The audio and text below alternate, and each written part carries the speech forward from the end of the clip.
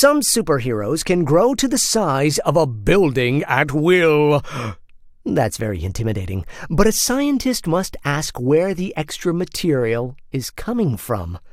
The law of conservation of mass implies that mass can neither be created nor destroyed, which means that our hero's mass will not change just because his size changes.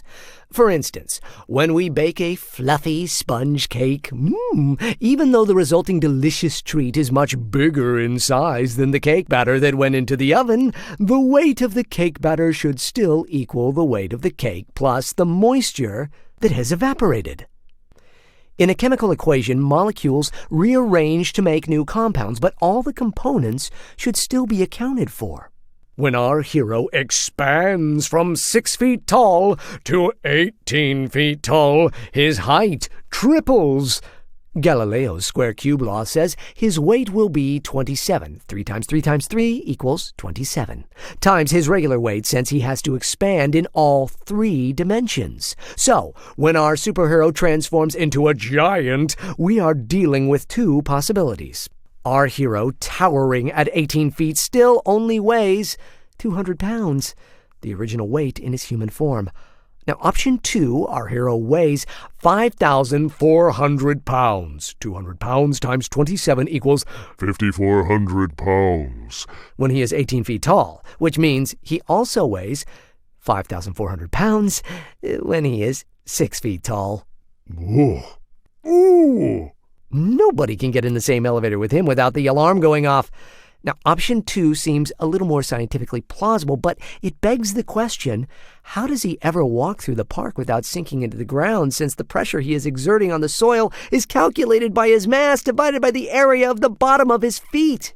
And what kind of super socks and super shoes is he putting on his feet to withstand all the friction that results from dragging his 5,400-pound body against the road when he runs? Oh, and can he even run? And I won't even ask how he finds pants flexible enough to withstand the expansion. Whoa!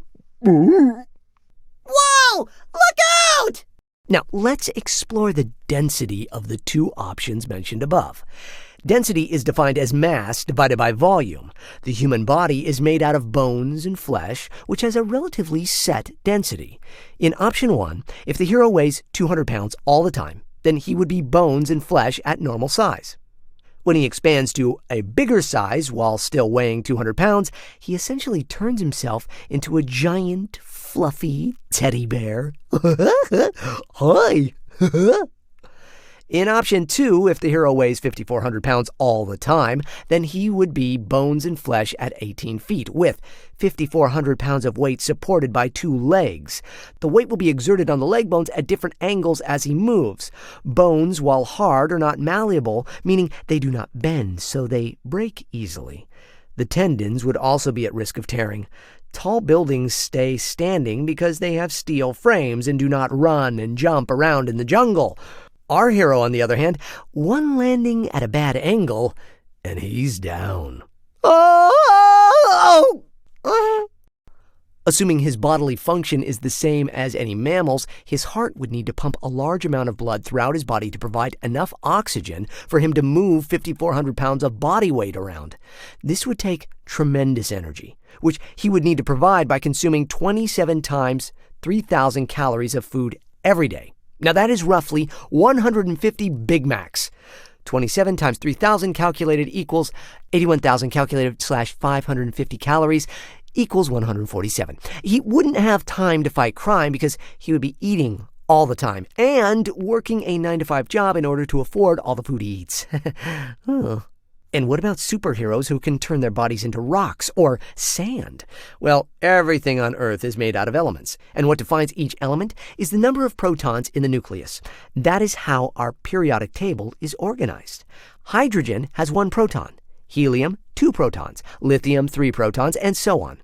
The primary component of the most common form of sand is silicon dioxide.